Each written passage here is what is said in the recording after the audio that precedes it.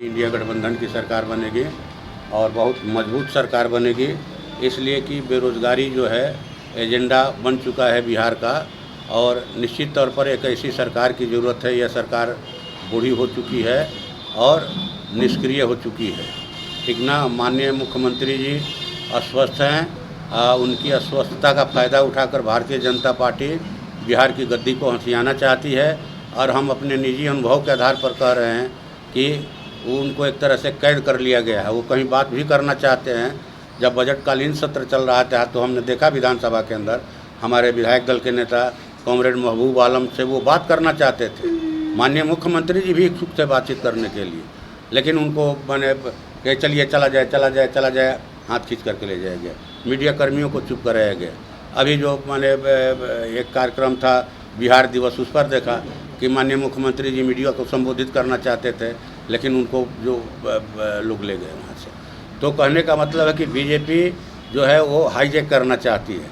BJP चुनाव के बाद जिस तरह से उड़ीसा में बीजू पटनायक के बेटे जो नवीन पटनायक जी हैं, माननीय नवीन पटनायक जी का हाल हुआ, दूध की मक्खी की तरह निकाल करके फेंक दिया। महाराष्ट्र में एकनाथ शिंदे को निकाल करके फेंक दिया। उसी तरह से माननीय मुख्यमंत्री जी के साथ ये लोग नीतीश जी के साथ करने वाले हैं। ये मेरा निजी अनुभव है।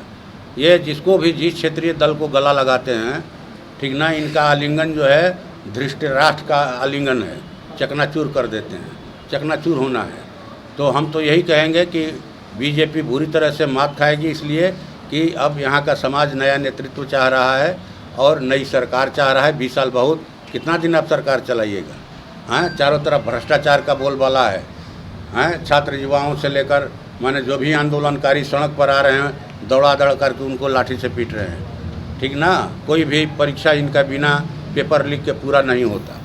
हैं, व्यवसायियों के जो माने जीवन जो है उनके अपराधियों के रहम करम पर छोड़ दिया गया है। तो ये सरकार कितने दिन चलेगी? इसलिए इस सरकार को जाना है और महागठबंधन की सरकार, इंडिया गठबंधन की सरकार बहुमत के साथ बनेगी, ये हम लोग उम्मीद करते हैं। सीएम है ही नहीं, कहाँ है? कोई नहीं है। ये कोई फेस नहीं है, फेस ही नहीं है। सब लोग तो भैया हैं भाई, कई उप मुख्यमंत्री हैं। ठीक ना, पहले 2 उप मुख्यमंत्री थे, माननीय तारकिशोर प्रसाद जी, माननीय रेणु देवी जी, अभी जो हैं 2 हैं, माननीय सम्राट चौधरी जी और माननीय विजय सिन्हा जी। तो बीजेपी को चेहरा अपना घोषित करना चाहिए कि भाई हमारा कौन है। इधर से तो घोषित है कि हाँ भाई है, इंडिया गठबंधन का जो है कोऑर्डिनेटर माननीय तेजस्वी प्रसाद यादव जी को चुन लिया गया है और वो समझिए आप।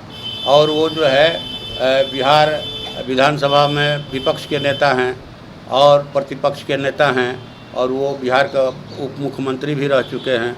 ठीक ना, तो इससे अंदाज़ा लगाइए आप कि क्या होगा। माने कांग्रेस राह चल रही है ना कुछ नहीं सकता उसका। ठीक ना, अब एक तो कहावत याद पड़ गया। कहावत ये है कि एक आदमी गया घोड़ा मांगने के लिए किसी व्यक्ति के पास कि भाई ससुराल जाना है, घोड़ा दो। तो उस आदमी ने कहा कि फलाना आदमी लेकर गया है, नहीं देने का मन था। ठीक ना, तो वो निकल रहा था तो घोड़ा तो घर में ही था, हिन आया। वो आदमी फिर लौट के आया, कहा कि भाई घोड़ा घर में है और बहाना कर रहे हो। तो घोड़ा का मालिक बोला कि तुम भी अजीब आदमी हो भाई, घोड़े की बोली बुझ जा रहे हो, आदमी की बोली नहीं बुझा रहे हो। बुझा रहा है तुमको, आदमी का नहीं बोली बुझा रहा है। तो मुझे लगता है कि चीज़ों से सबको ये बात समझ में आ जानी चाहिए कि इंडिया गठबंधन क्लियर है, सब चीज़ एकदम पूरी तरह से टाइट है और निश्चित तौर पर गठबंधन की सरकार बनेगी।